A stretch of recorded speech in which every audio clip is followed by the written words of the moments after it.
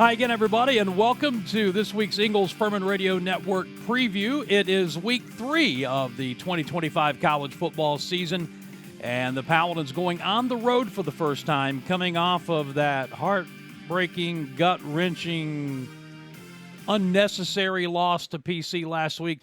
However you want to determine it, Presbyterian College did everything they needed to do to win that game in overtime, 39-38.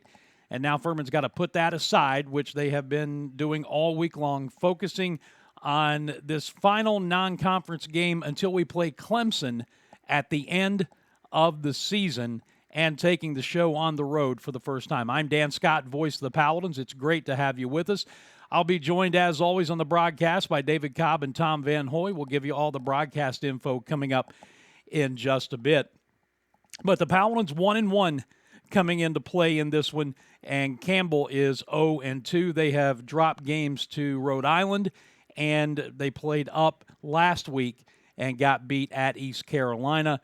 So as we take a look at the setup for this one today, again, the Paladins on the road for the first time, have a week off after this week, and then get into SoCon play at Sanford in 2 weeks. So need some momentum. Game will be played in Bowie's Creek, North Carolina, on the campus of Campbell. 5,500-seat Barker Lane Stadium. Those of you who want to watch the game, it is on Flow College Sports. And, of course, we'll have all the broadcasts for you radio-wise and set that up for you coming up here in just a bit. Interestingly enough, this will be the first ever matchup between Furman and Campbell in football. They have played in other sports. In fact, in basketball a number of years ago, it was the last game Nico Medved coached for Furman before taking the job then at Colorado State. Nico has moved on to his alma mater at Minnesota now, but that was in one of the postseason tournaments, the CIT, I believe. And this will be the first time, though, these teams have met in football. But you see on your screen there that in just a handful of seasons, less than a handful of seasons, the Camels are returning the trip back to Paladin Stadium on September the 9th in 2028. When we start taking a look at some of the breakdowns of statistical comparisons, again, you take into consideration a bit that Campbell played East Carolina last week, but from a numbers standpoint, the Paladins are averaging 303.5 yards of offense per game, and Campbell 209.5. Furman 30.5 points a game, and Campbell 11.5. The Camels have had trouble running the football, much like the Paladins. 62 yards a game. They throw it for 209.5. The Paladins 221 pass, 82.5 in the running game. Both offensive lines have allowed some leakage early. Furman has allowed 5 sacks. Campbell has allowed 4.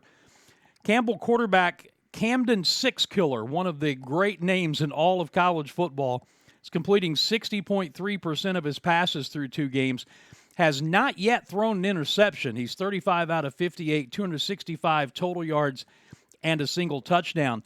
Defensively, they don't have an interception either. The Paladins have thrown 2 picks, lost 2 fumbles. They have taken it away 4 times through the air.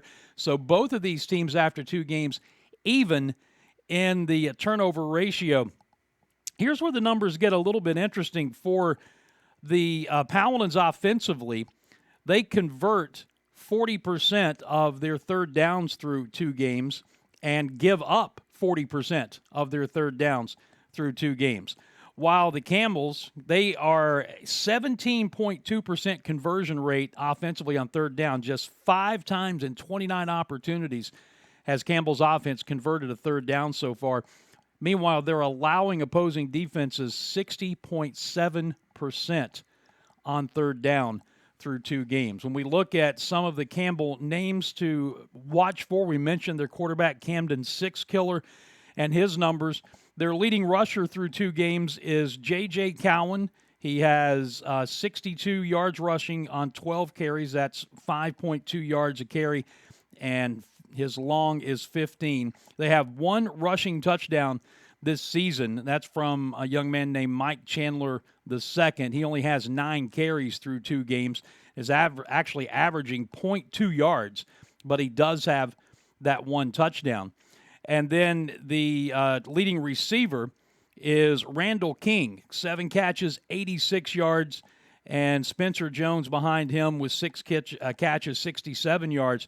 Barry Tate also 7 catches, but only 36 yards, and Mike Chandler 6 catches, but only 28 yards receiving. So it's been an offensive struggle for the Camels through their first 2 games. Again, they played East Carolina last week, and they got beat pretty good in that one, as you might imagine, 56-3.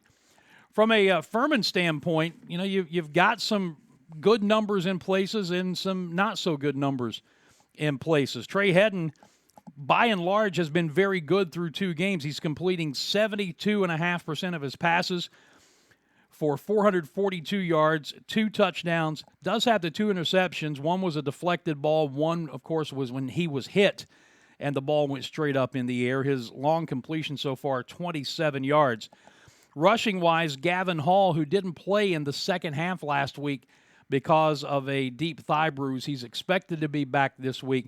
He has run for 119 yards net. That's 3.8 yards a carry. Has a pair of rushing touchdowns. And Jaquan Smith continues to be the early season story for the Paladins after missing the second half of 2023 with a knee injury that basically blew up the entire knee, missed all of last year, missed spring of this year, and he has come back and has a couple of rushing touchdowns and has had some big moments already through 2 games in the season. Receiving-wise, the freshman Evan James has been easily the favorite target of Trey Hedden. 15 catches, nobody else with more than 9.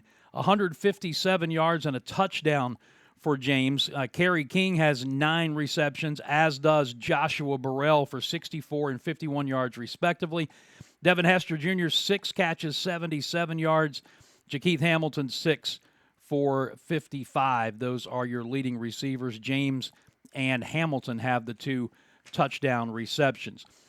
It's going to be a game that I think comes down to Furman's defense. You can always, I think, look at just about any game and say, okay, can they run the ball? Can they stop the run? And that is going to be very, very important. But the defense has shown some good things. And then last week, of course, we saw Presbyterian College in the second half be able to do pretty much anything it wanted to do. And so looking at film, grading, Clay Hendricks saying earlier in the week that all of the mistakes they've seen on film are fixable. It's a lot of fundamental issues. The question is, can they get them fixed? This will be a good test on the road. Clay telling us on Tuesday that he likes getting on the road, especially maybe after a game like last week. Just the team, less distractions, opportunity to kind of recalculate and refocus and see if they can pull off a win in Bowie's Creek, North Carolina. So for the first time this year, we look at the Southern Conference standings. There was a conference game last week, and the Citadel beat Samford, and they have the only conference win. They are 500 on the season. It's interesting, we have nobody in the league through 2 weeks 2-0. The Paladins came the closest last week, losing on the final play of overtime. Mercer, of course, had the game declared a no contest in their opener and then lost to PC. They were off last week. Chattanooga 0-2, Western Carolina 0-2, ETSU and Furman each at 1-1. Wofford is 0-2, VMI is 1-1, and there sits Samford at 0-2. So when we look at the schedule for this week, beginning at noon, Samford 0-2 out of the gate, and they have to go to Baylor for a noon kick. Elon will be at Western Carolina, the Catamounts at home. You see Furman and Campbell at 3:30. Coming up also at 3:30, VMI is on the road at Bucknell. At 6 o'clock, ETSU will travel to West Georgia. Also at 6 o'clock, Chattanooga entertains Stetson. And a conference game down in Macon, Mercer at 6 p.m. hosting Wofford. The Citadel will be at Gardner-Webb. That is a look at the schedule for the Southern Conference this week. So, what's at stake? Obviously, a second win of the season going into the bye, and then starting in 2 weeks, 8 consecutive conference games before we close out the regular season at Clemson in late November. So momentum and opportunity after that to get a week of rest heading into Sanford to begin the conference play. This turns into a big early season game for both of these teams. Campbell looking for its first win, and the Paladins looking for some momentum, especially after last week's tough loss at Presbyterian College. Our broadcast will begin with the Pepsi Countdown to Kickoff at 2 p.m., and the kick set for 3:30. We hope that if you can't make the trip to Bowie's Creek, that you'll join us on the radio. If you're going to be watching it on Flow College, please do so. But there are ways, as you know by now, in this technologically advanced world that we live in, that you can sync the radio broadcast, whether over the air or online, with what is going on with your TV. We'd love to have you as part of the broadcast. You can also catch us, of course, on our booth cam on my personal Facebook and X pages. The radio broadcast, as always, through our fine partners at the Fan Upstate, 97.7 FM in Greenville, 97.1 in Spartanburg, and online at the Odyssey app and Odyssey.com around the world. So we look forward to having you with us when we head to Bowie's Creek, North Carolina on Saturday for the first road game of the season. David Cobb's first chance to keep his undefeated streak alive and finding great places to eat for the radio crew after the game. Oh, the pressure. Thank you for joining us. We'll be back with you again next week with the next Ingles Furman Radio Network preview. Until Saturday from Bowie's Creek at 2 o'clock, I'm Dan Scott. God bless you, and so long, everybody.